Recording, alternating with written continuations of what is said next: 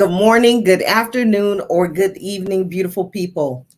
Welcome to another episode of Life with Shenita. I am Shenita Connolly, also known as Dr. C.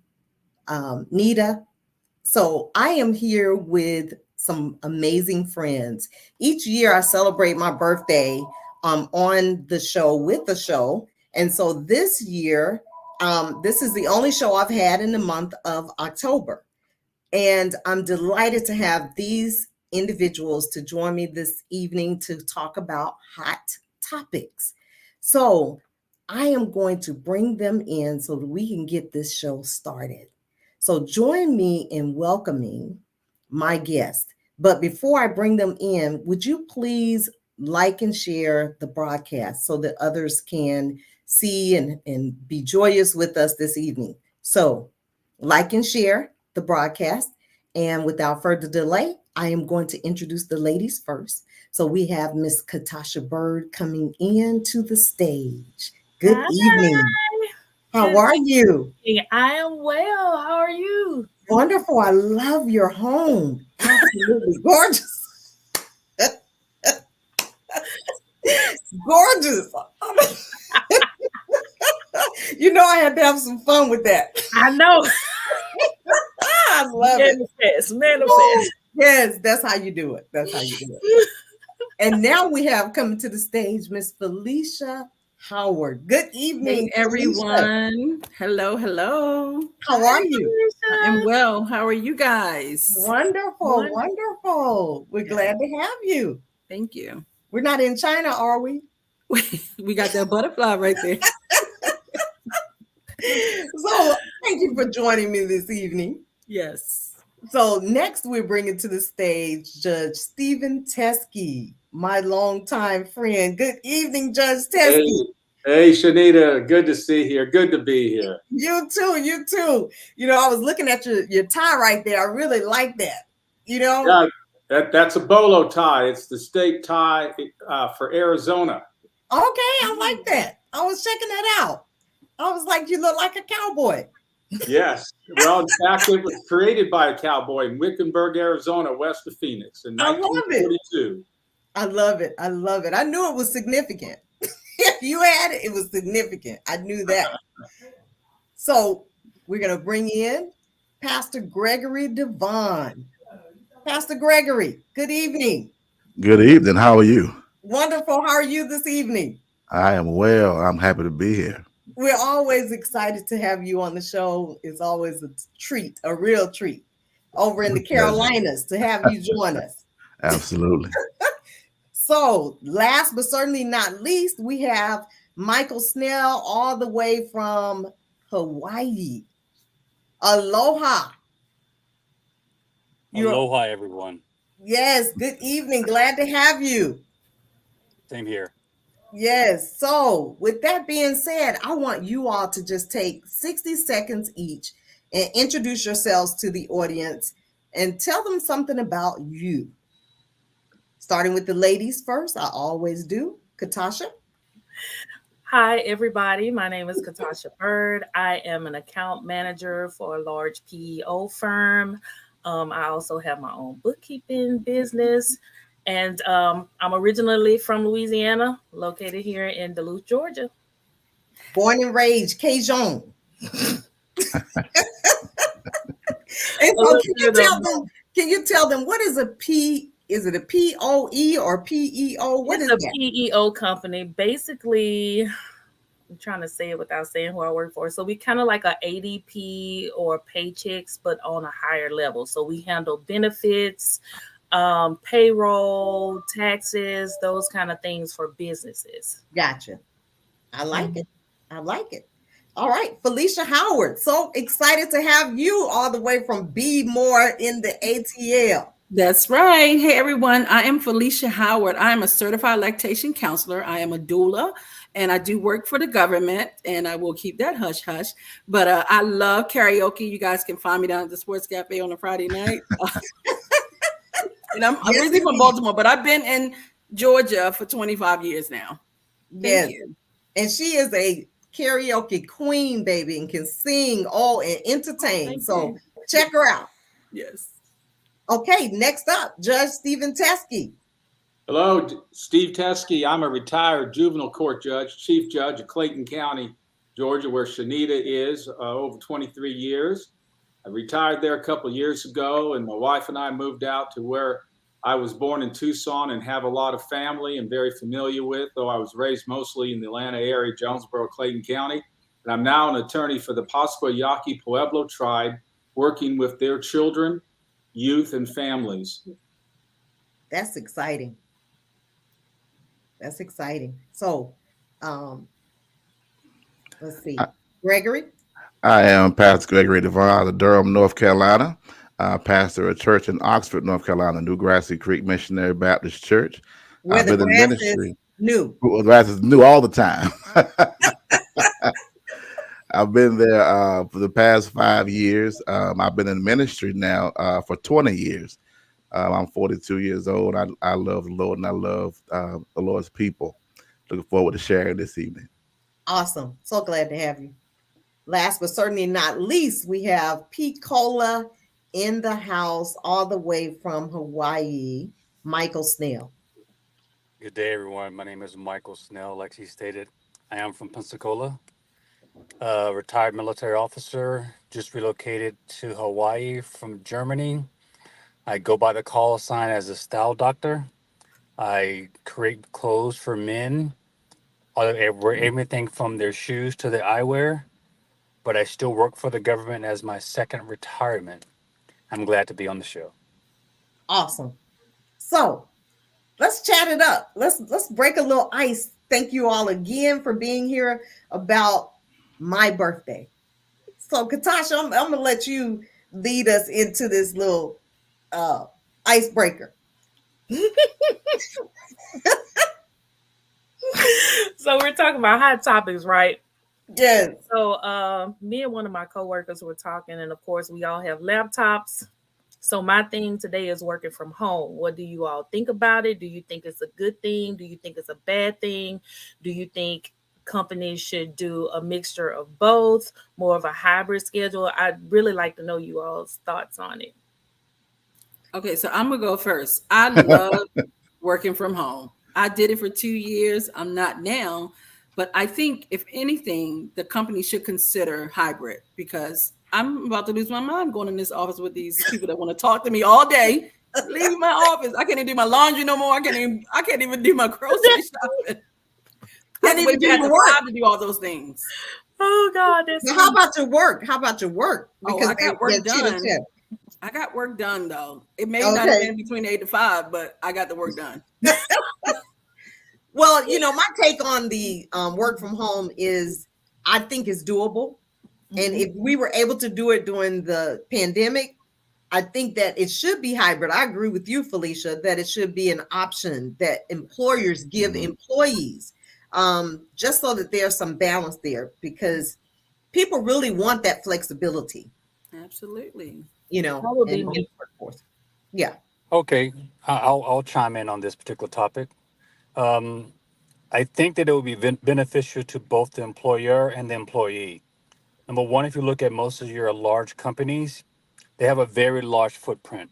When all of this happened, when the pandemic happened, I was living in Silicon Valley, California.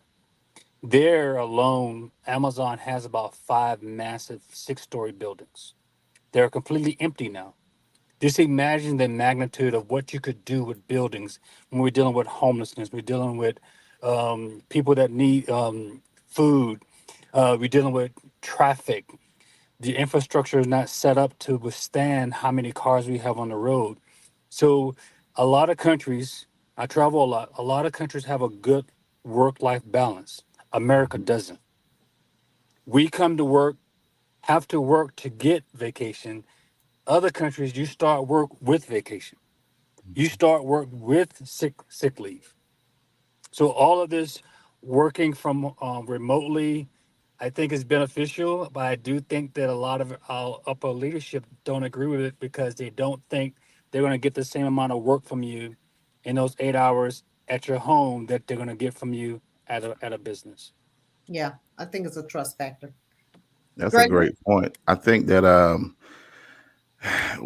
the fiscal rewards sometimes is the opposite on the mental health end for people, because when people are at home by themselves, sometimes working, I think it lends itself to being lonely, and you may get a great deal of work done, but your mental health suffers. If you're used to being around people, now you're not. I think people's physical health suffers because you're putting on weight, because you're eating, you're at home, and you're in your comfortable environment, and you're not being as health conscious mentally and physically. So I mean, it's a lot of pros and cons to both ends. From a company perspective, you may have a fiscal reward depending upon what industry, in terms of, maybe I've sold this building now because you all are at home. So now we're not having that expense. But I guess overall, it's hard to kind of tell what to go for. I would lean more towards hybrid, but again, it's up to the powers that be. Yeah, I like the hybrid. Yeah, I like Yeah. that. Judge Sesky, what do you think? Well, I think that with going remote as a result of the pandemic, forcing this issue on us, and companies trying to survive, okay, it has made us aware of its advantages, okay. A lot of it depends on the nature of the business too, right? Okay. Whether it's going to work more effectively. But employees are now gaining an edge here, because they're now negotiating more with their employers about, hey, look, I got 3 kids, I have why can't I go with this why won't I go? I might as well just go with this company over here that's going to let me work at home, and I'm going to be just more productive. And there are some studies that show that there's more waste of time in the workplace, because you bring the employees together and they're all socializing, at the water tank, all right, or some break Or room, somebody's office. Right. So it's every company, based upon what they do, is just going to have to look at it on a case-by-case basis. Is it full-time remote? Is it hybrid? Is there some look? Me in the legal field, there's some advantages we're learning now. If attorneys are far away or their clients are far away, but the problem is for me, and I'll shut up on this one, is that if the pandemic never happened, I probably would still be judged today, because it was the pandemic that removed me from the personal relationships that I was able to forge in the courtroom with kids and their families was taken away. And that part of it's damaging. I would not recommend doing that in juvenile courts.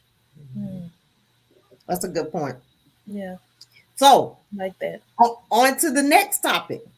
Michael, what you got? Okay. Hot topic. Are we dating or are we looking for a mate? Which one? Felicia. Okay, so can you break it down? What's the difference? Because dating and looking for a mate, I thought was the same thing. Yeah, me too. They're not. They're Michael, not I'm the about to same. sing a song, but okay. They're not. They're not the same. You're just trying to. The fundamental purpose of dating is getting to know someone to see if you're compatible. Okay. When you're looking for a mate, you're looking for certain values, you're looking for certain attributes in an individual to take it to another level. I think in today's society right now, we've gotten them mixed up between dating and mating. So they're kind of like pressed together now, smushed together, Pensacola term, it's kind of smashed together there. So, Smashing? so smash, you smash together. Yes, so I think so. That's my question: are people dating with a purpose, with intent, or are you dating to find your mate? What is the end result of that? That's my hot topic. Well, I think my dating, I'm sorry. Go ahead, My Felicia. dating is dating with the purpose to have a mate, to have a husband, to smash. No, let me stop. Oh, Yeah, at the end of the day, we do want to smash, right? Michael, that was the whole. You gave me That- everything in line, right? But Right. yeah, I think it's okay. intentional. For me, it's intentional. I like to make sure, one, you got to make sure that chemistry is set, because Right. I think that's the most important. And I think dating, as he said, you're getting to know someone. So you may meet up, at the coffee shop, or you may meet up at the park. You may meet up at a restaurant. You may meet up at a bookstore. You may decide to go to the movies or whatever. So you're just trying to interact and see what this person is about. But what is your goal? What is the end goal? Is the end goal to just keep moving like that? Every person we meet, we just hanging out? Because that's what I'm doing right now. I'm going to be honest with you. Mm-hmm. And I'm not sleeping and intimate with them, right? So I'm not at a place where I'm looking for a mate right now. So what are you guys doing? What is your end goal? Well, Judge Teskey, we know that you have a beautiful wife, so we know that you don't have you don't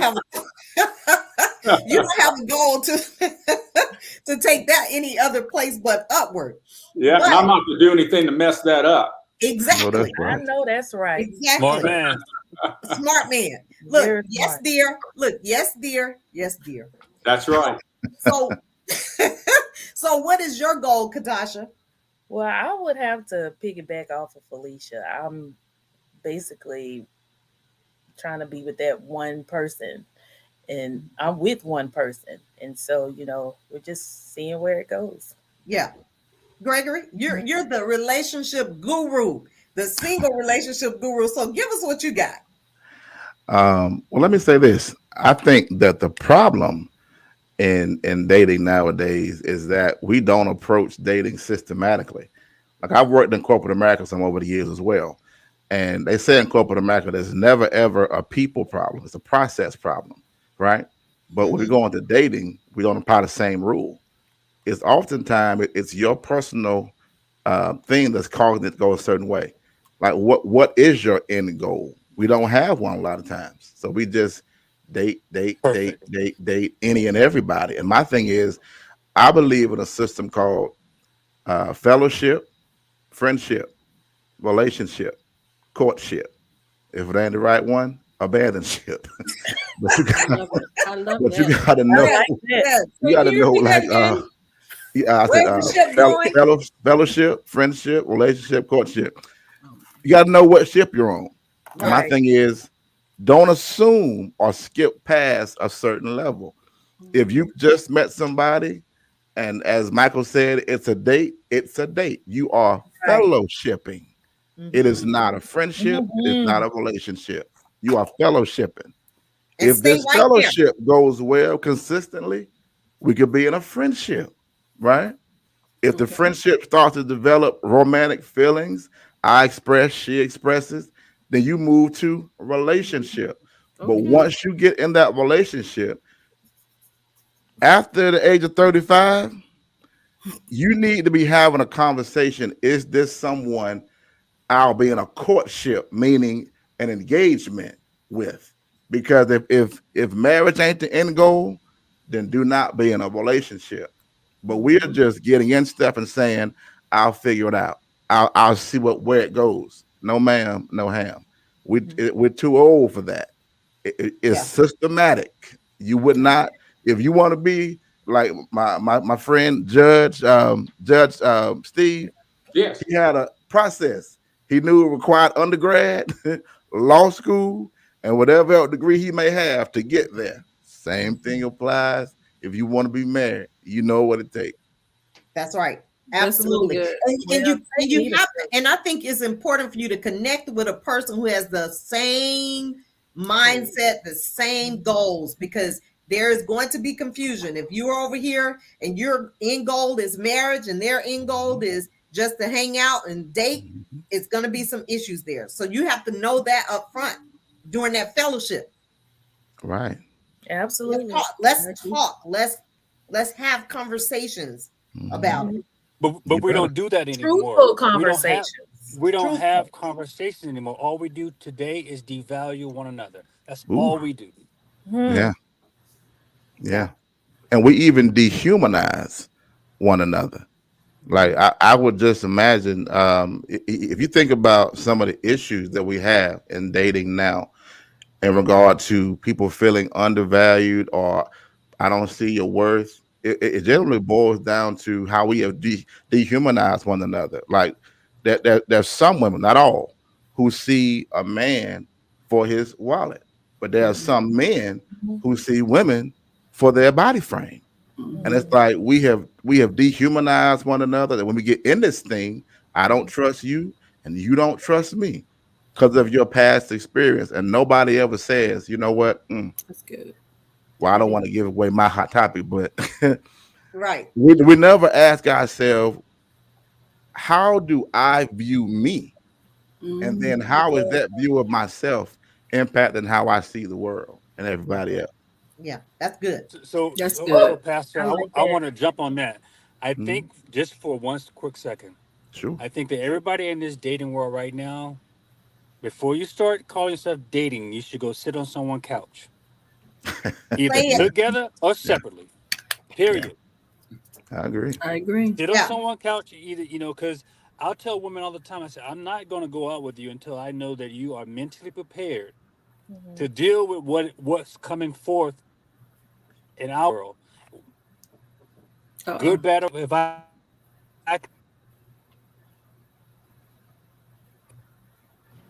So his connection.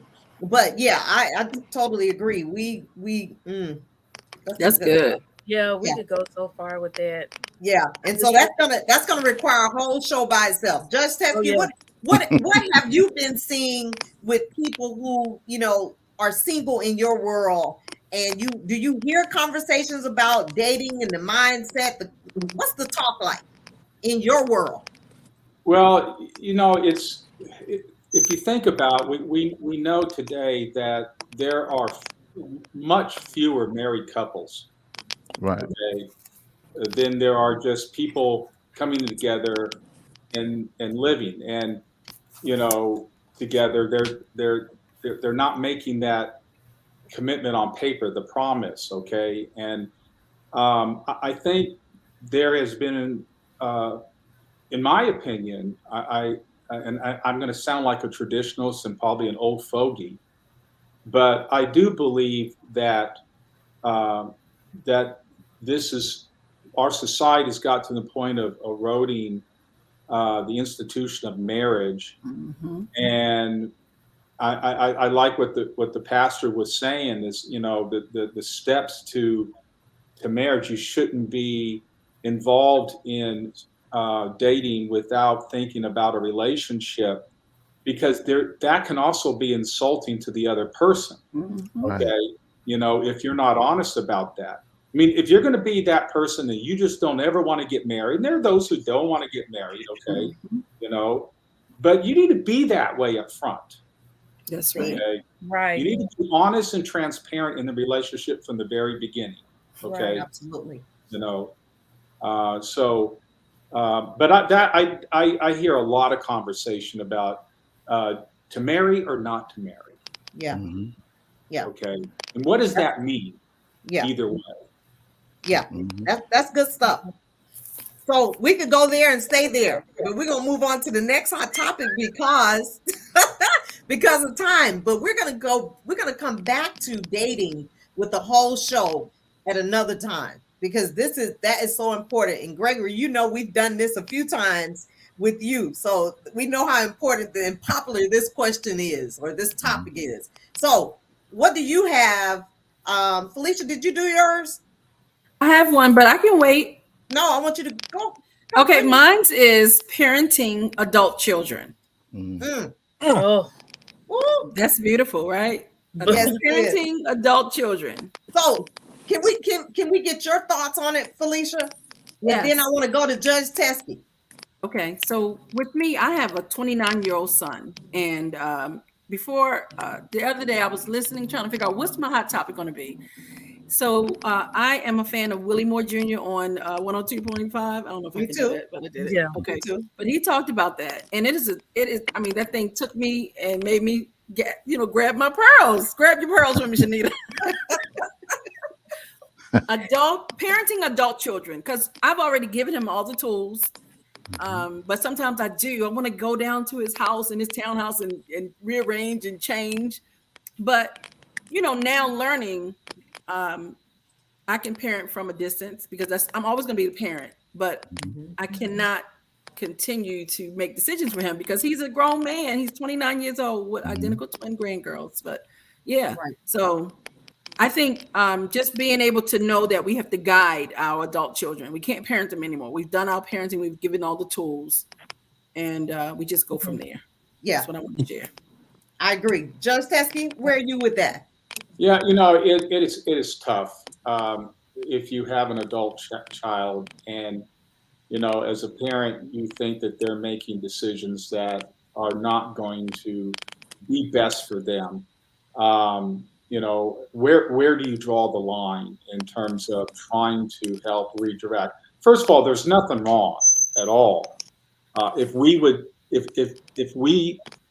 our friends, if we're truly friends, then we should have, honest conversations about, I just want you to know, Sally, that, or Joe, okay, I really care about, we have a great friendship. I'm just concerned about this, and this is why, but that's all I'm going to say about it, okay? And if I'm here, if you need anything, all right? Then it's our children, and they're adults, okay? But we got to, Felicia's right, we got to be careful that we don't push too hard. It's okay to put the markers out there, okay? All right, but you can't parent them like they were as a child, okay?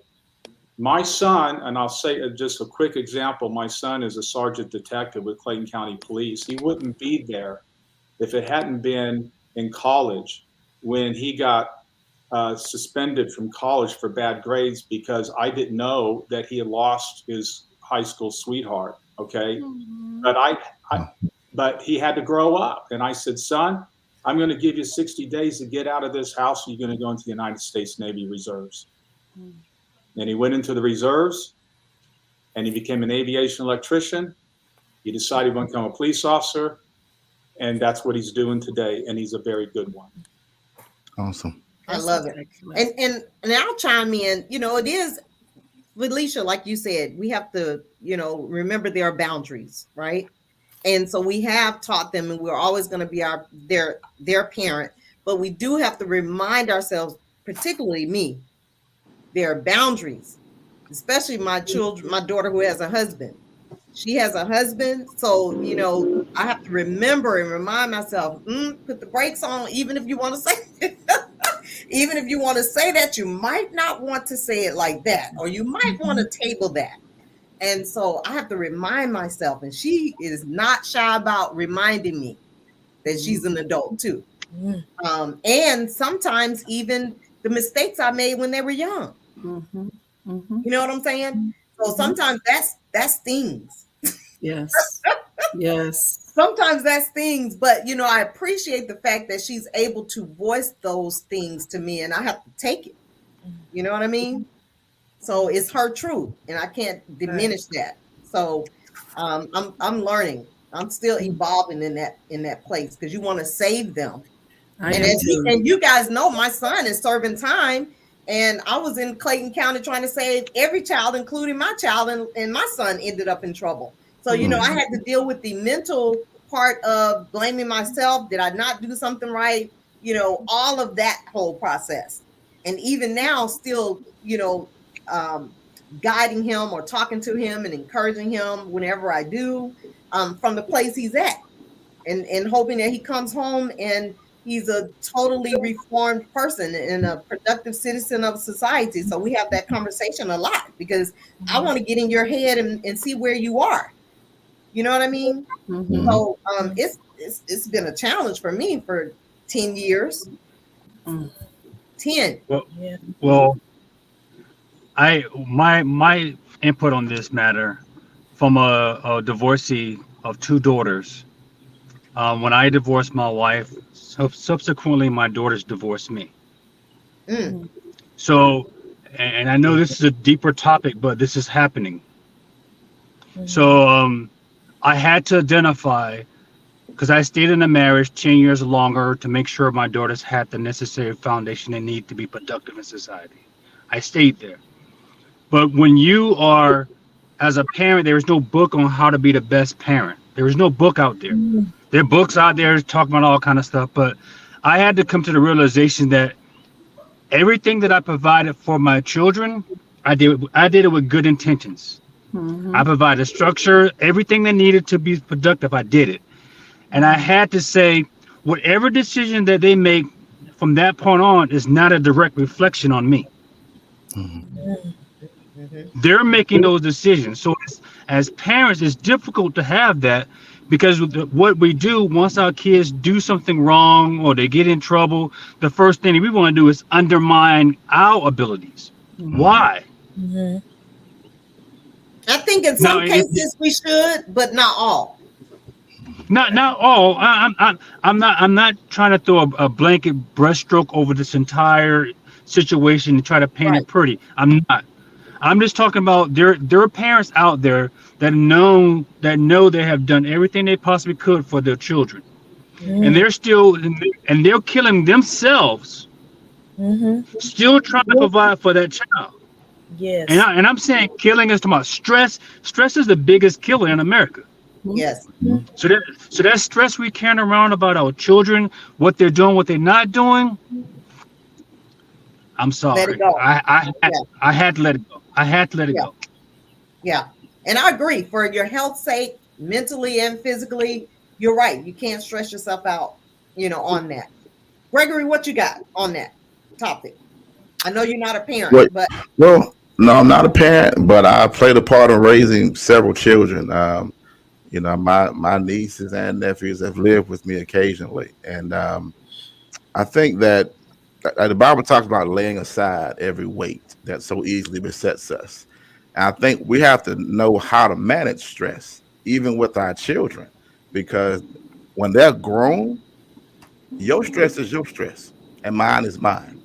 I think we coddle people too much, and we give people an excuse sometimes not to take their mat up and walk. You know what I'm saying? Like, there was a man that laid by a poolside 30 years in the Bible and gave excuses for not being able to be healed.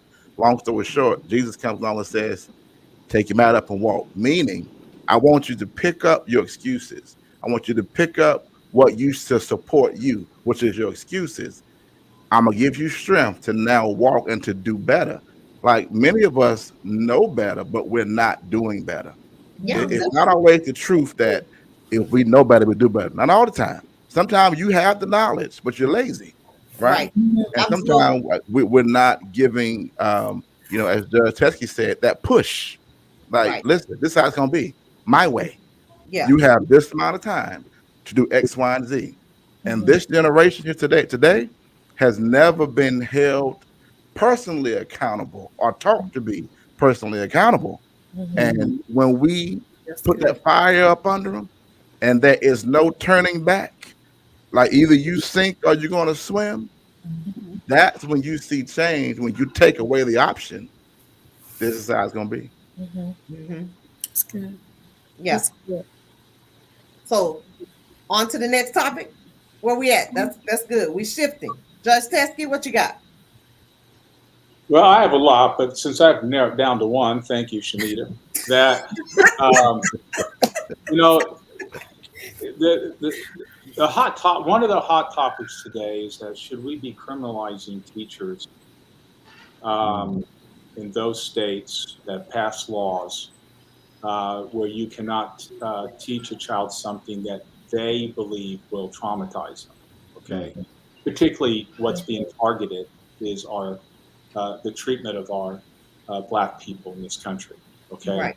in other words, is it a crime, or should it be a crime for a teacher to talk about what happened in Tulsa? Okay, or the town down in Florida that was just wiped out. Okay, a Black community, about slavery and the treatment of slaves. And the reason this is important, okay, is that my theory is we actually do more harm to the kids by not teaching, and I'm now talking about kids of my complexion, okay, all right, than by thinking that we're protecting them by keeping it away from them. Everything in life tends to be relative, okay? I mean, there's the pros and the cons, but we weigh which one is going to be more advantage for my kid. And I grew up in a household where at age 8, my mom and dad sat me down because it was the first time I heard the N word. And I was with a black friend of mine who's the son of a coworker, and he was called the N word. Okay. I never heard it before, but I saw him cry and run away. And I didn't understand why Clyde Jr. ran away. And so that my mom and dad sat me down and told me the whole story. Okay. And said, if you ever say that word, you're going to get a spanking, you're going to get your mouth washed out with soap, and you're going to da-da-da-da, okay? But, learning all that stuff about slavery at 8 years of age didn't traumatize me. It made me a better person. It made me a more open person. It made me more embracing of people, okay? So I think we're doing more harm, and that's what's happening. And we're also harming our kids of color too, because now they're being taught there's two different worlds here. Right. Well, I think you're right. I think we shouldn't keep it from them. But when you say they're taught two different worlds, they're taught a world in school that doesn't highlight them and what's happened to their race in the past, right? Right. And the other world is the privileged world. Are you talking about that world? Or tell us what that other world is. Well, it is privileged because now you're basically saying, I mean, these kids are not dumb. These kids are saying, no, they're not. I get it. So we can't talk seriously about what happened to my ancestors, all because we want to protect you white kids. Right. Okay, it's the whole white privilege thing. We're reinforcing white privilege. White people get upset because they don't think they have white privilege. Yet they're passing laws to protect white people. Right. Every day. No one was around passing laws to protect black people back then. They had to fight themselves to get it. I'm sorry, I get a little, Yeah, that's right. But there are teachers leaving. I mean, this has a lot of effect. They're having trouble getting teachers. They're having to fast forward certify, those parapros so that they can even teach. Because my wife left teaching here in Arizona just because of that. Wow. Wow. She was afraid to teach. Katasha, I know you've taught, so I know you have an opinion about this one. Well, I do. I really think it's just a sad situation to me. To just not teach our history at all would be to just tell me that I didn't matter as a Black person. And I just think it's unfair to us as a people. And like as Judge Teskey said, it's basically white privilege because you're saying, okay, just to protect their feelings or whatever, we're just going to not say anything at all. But what about my feelings? What about how I feel as a Black person? Or what you need to know. Yeah. And my thing is, honestly, from teaching, I taught at a predominantly Black school. I taught math, but, I had to have that conversation with my students. And with that, I just tried to, stress to them the importance of going to school, knowing their history, sharing those things with them, because of course it was not illegal where I was. So, just making sure they understand it and that as they grow older, they fight for it to have that still be taught in schools. So take pride. So, but you know what though? I'm sorry for interjecting here. As a Black male, or as Black people, we've been living in two different worlds our entire life. Two separate worlds. We go out and we communicate within society. in that world. And then we have to come back to the real world that we live in, and it doesn't look like that world we just left. And I'll say this to you, and hopefully it doesn't alarm too many of you. I felt comfortable in Iraq and Afghanistan more than I do in America. Wow. I believe that. Yeah, I believe it. I can believe it. So the stress. So everybody asks me, why don't I want to live in America? The stress, that stress that comes on entering those borders, the stress of just being a black man in America is overwhelming. Right. Yeah. Yeah.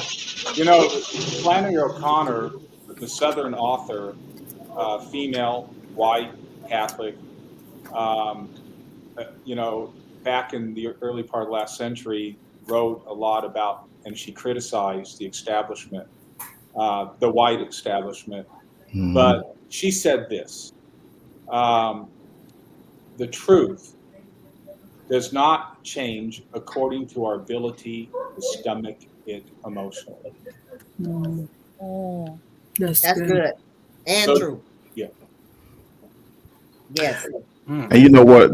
When you talk about this subject matter, I think this is why it's so important that even as pastors, that we understand how to make the Bible speak to social justice. Because the reality is there's a correlation between world history and the Bible.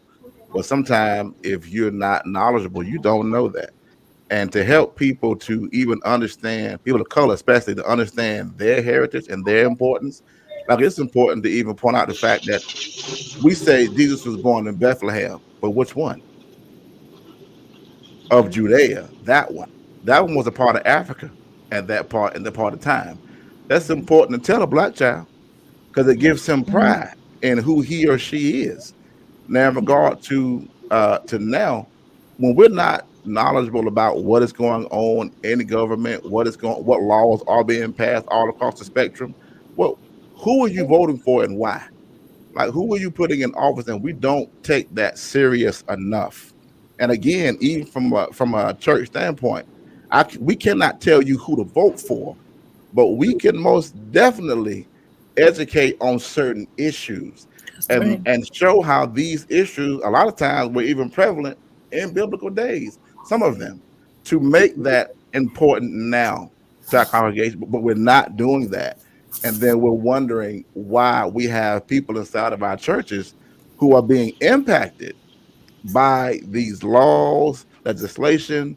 Like, I cannot just be concerned about your soul salvation and That's right. ignore the fact that you broke, That's right. can't find a job, or Right. that there's not enough housing in this area. I can't ignore that. And if I'm only speaking to your soul and your spirit and not your brain, I always say that theology, no psychological impact, will never change your life. But Yeah. we have to help people on all levels understand how this all comes together. But if you don't know, you can't grow, you can't teach, you can't apply. So my thing is, until all of us take this serious and stop saying that I don't want to watch the news, it's too depressing. You better watch the news. Right. You better know what's going on. You better know who the new House Speaker is. You better understand why the last one got put out, especially if you're a person of color. Right.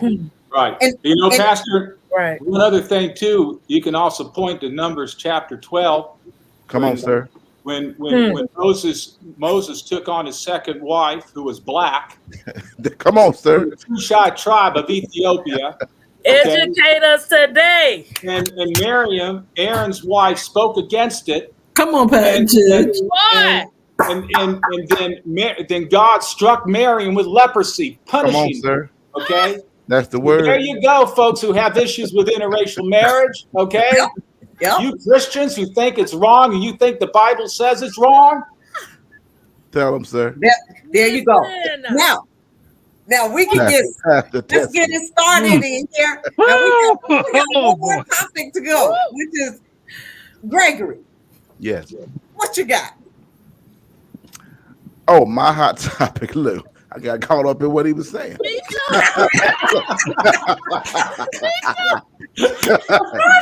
That was good, Judge. That was good. Can we get an amen all together on the count of 3? 1, 2, 3.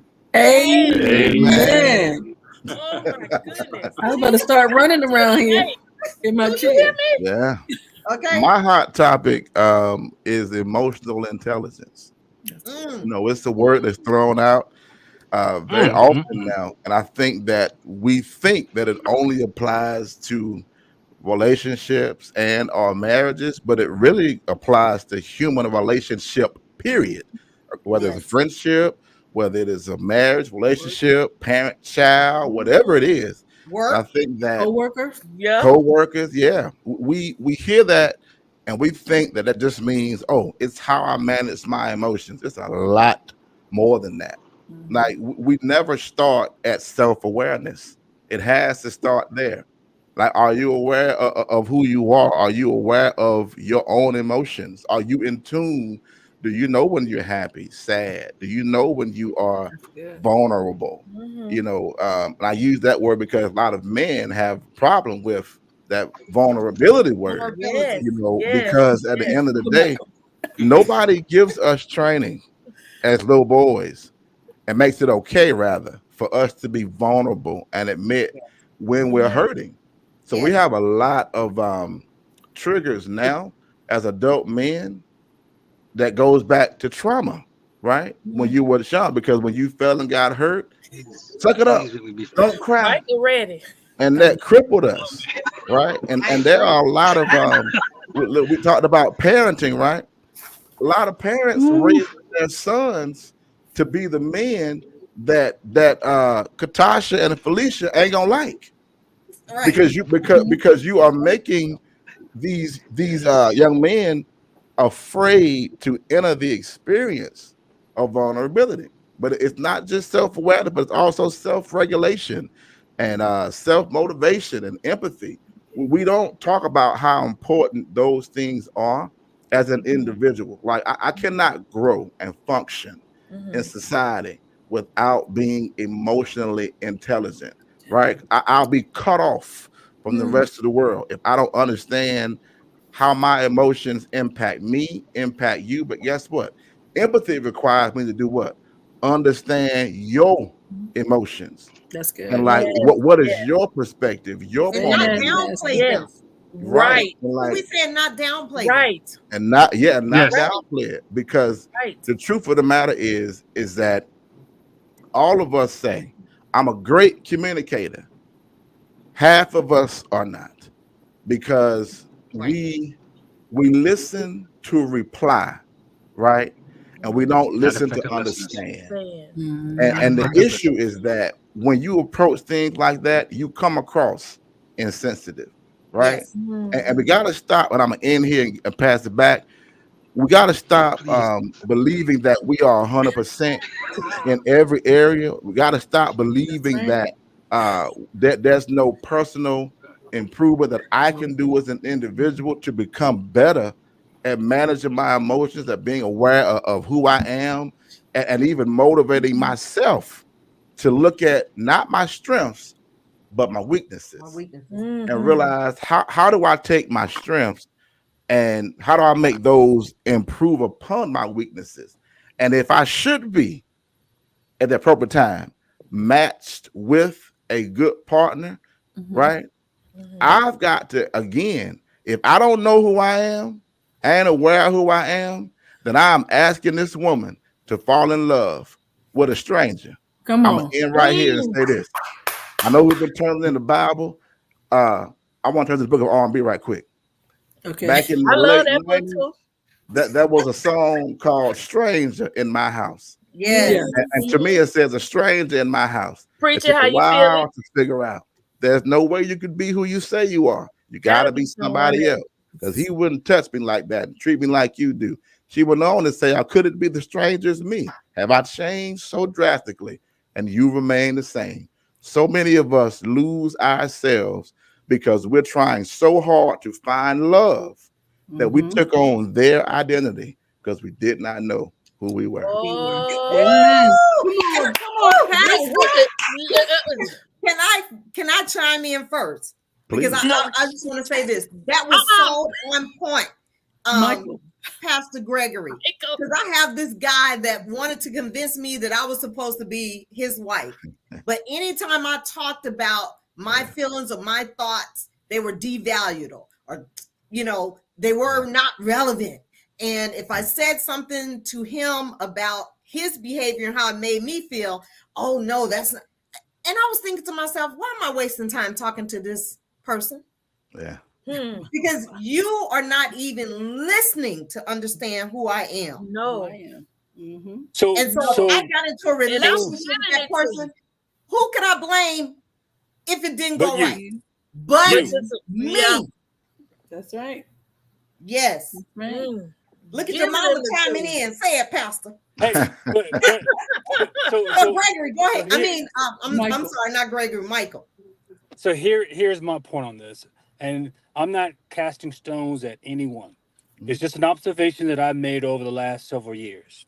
And now the first thing I'm gonna go to is the judge. If you look at how many kids that are coming into your court that are coming in there because their father was not present, I'm going to say the percentage is going to be more than half.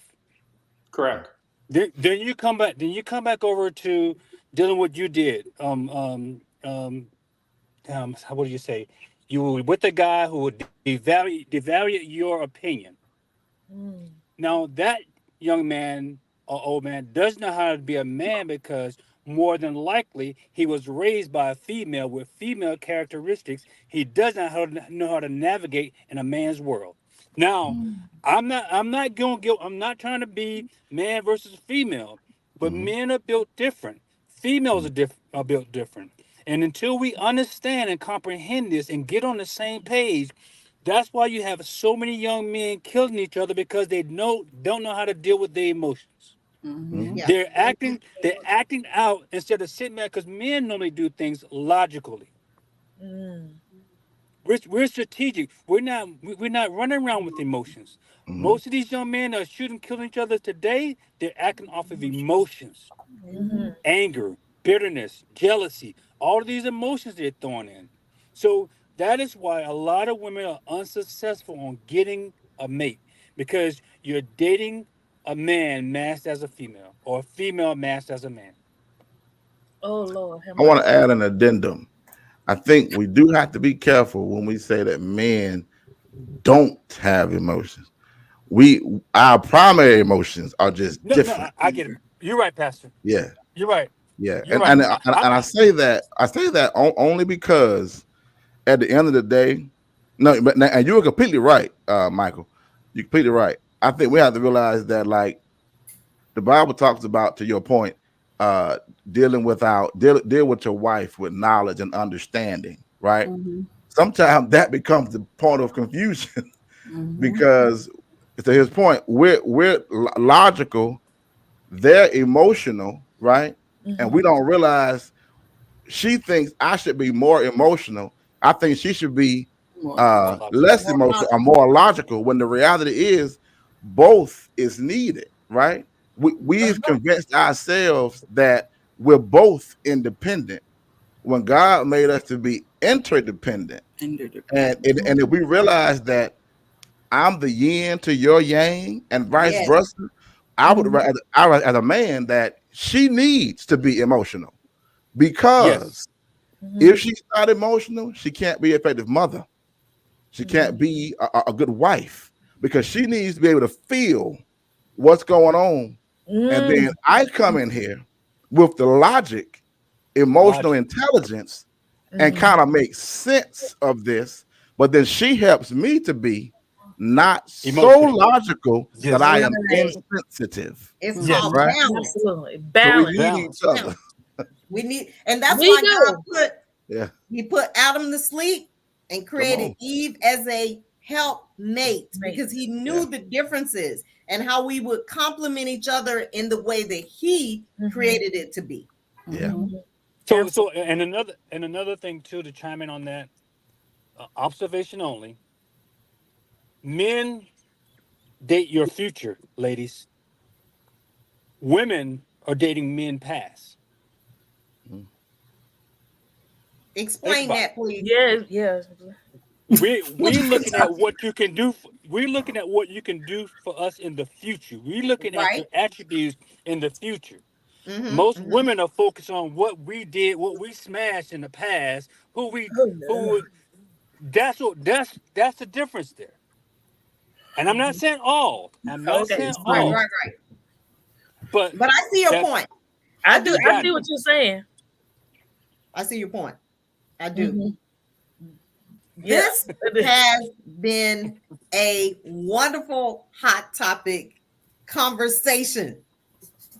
And I want to end with, we kind of talked about dating a little bit, but I want to close out a little bit more with just your final piece of advice for anyone out there that's dating. A solid, I know we've shared some great points, great thoughts, but a solid piece of advice that someone watching that's dating or contemplating dating can benefit from. Starting with you, Katasha, a solid piece of advice. One for me is you can't date someone who's not honest with themselves. You can't expect them to be honest with you when they're not honest with themselves. They can't deal with you from a true, real place. And so, with that being said, you just have to move on. Yeah, Mhm. I like it. Felicia, one solid piece of advice. One solid piece of advice, I think the secret lies in finding balance that aligns with your values, your morals, because we all need to be lined up because we are to be, one. So that's mine. Love it. Michael? Okay. Stop putting all of your men that you have in friend zones. One of those men is your man. But because you put him in a friend zone, you're not looking at him as your man. That's good. Hmm. So we could be missing out, huh? You're missing out on him. Woo! Okay. He sits there and listens to all your complaints. He listens to he's he sits there. That's the quality. Your friendship. I try to tell every woman that I date, I want to be your friend first. I want to be your friend first. Mm. I'm I think glad it's I important. married my friend and I experienced that. So I know that it's true. But on this side of being a widow, I'm just not too sure that I want to trust my life to someone else in this climate that we're in. But I'm hopeful that one day You maybe I'll find a companion. you're good. You're good. But I'm Yeah, just saying, don't close the doors on your friends. The men that you have in your friend zone bucket, don't close the door on them. I Sit won't. back and analyze those individuals because I'm telling you right now, your diamond in the rough is probably within that group. I love it. Great. Mm. Pastor Gregory? I'm gonna say this to the men as my final thought. Um, you cannot want a queen unless you have a castle to put her in, and you cannot want an angel unless you have a heaven to put her in. If God created a woman to be a man's helpmeet, then that means that you got to have somebody to help you with. So you must understand assignment before you get assistance. So you must be working as Adam was. Find your worth in your work. When you're Mm. working, then this woman can come into your life and she has something to help make better because the woman is an incubator. She will multiply whatever you give her. You give her ketchup, you got spaghetti sauce. You give her a house, she make it a home. You give her your seed, she give you a baby. You give her Mm. your dream, she give you a business plan. So be working on Say it something. again. She That's give you a good. dream, she give you a business plan. Be working on something that she has something to help you with because you do not want a woman to come into your life and be bored and bug you because you have nothing for her to do. I'm done. I love it. Mm. I love it. Judge I Teskey, like that. you coming My behind some good advice stuff. is within the context that or assumes that we're dating for the purpose of trying to find that mate, to marry. And so my advice is this: don't date someone, okay, looking for a relationship and looking to fall in love with somebody and love somebody for what you want them to be, but for who they are. Because then a lot of people do this, and hence there's failed relationships and failed marriages later on, because what they end up doing is going into it trying to change the other person. When we just all need to chill and just date, get to know and accept that both of us have idiosyncrasies. That's right. Certain things that are going to rub each other the wrong way. Yeah. Okay? We have to learn to accept those and learn to say, you know what? I love so much more about this person that this other stuff here that gets on my nerve. Like, I have a habit of laying my underwear on the floor and my pants on the floor.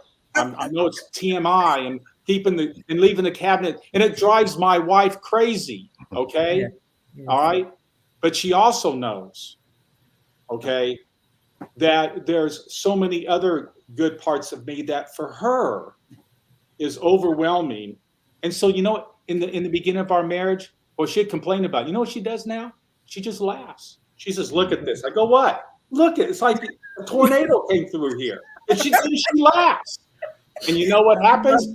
I begin to get better about picking the stuff up. Okay. Because now we're all laughing about it. I love it. I love it. Instead of being angry, right? Right. Laugh about it. I love that. Yeah. I just love you all. And so this was a gift to me to have you all here today to share, to spend this time talking about hot topics. Y'all just don't know what this meant to me for you all, each of you, to say yes, to be here. And especially you, Michael, I know you're at work and you've taken out time to be here. So I appreciate all of you all from the bottom of my heart. And so cheers to each and every one of you on whatever it is that you're trying to do in this life. And I hope that all of us, whatever it is that we desire, that we're going to move in that direction, and God is going to bless us with whatever that is, whoever that is. And so we are going to close out, and I'm going to give you guys an opportunity to just say one last thing. I know we're over time, but that's okay. It's a special show. So one closing thought. If your birthday. Happy birthday to ya. Happy birthday to ya. Happy birthday. Thank you. Awesome. Karaoke night. That's it. Felicia, I'm coming with you. Michael, if you're ever in Atlanta, Gregory, if you're ever in Atlanta, please hook up with Felicia, because she is the karaoke queen. I'm gonna have to come down there soon, girl. Look, I love karaoke now. Come on, I'm the king of R&B. I'm the king of R&B. Come on now. Come on. Come on. We can cheer. Yeah, we would welcome you with open arms and show you a grand time. Yes. I love it. So you just say it, we'll make it happen. I sure will. Yes. So anything you guys want to share, like your businesses? I know I've shared the banners, but if you want to share your email address publicly right now, take the moment and do that. Felicia? Okay, it is Breastfeeding and Doula Services. I'm Felicia Howard, and the email is my name, Felicia Howard with a D @gmail.com. Thank you. Awesome. Katasha? So mine is Be Calculated Bookkeeping Services. My email is bkatasha@gmail.com. Michael? Okay, I'd like to leave you with this. Move with a purpose. However you're moving, move with a purpose. My name is Michael Snell. I go by the tag sign, The Style Doctor. Our website is on there. I'm not going to repeat that. It's kind of long. But I want people to understand, I created a clothing business to have a conversation with men on why we have become so dysfunctional. Mm. That's a great way. Yeah. Gregory. Now, I'll say this in closing.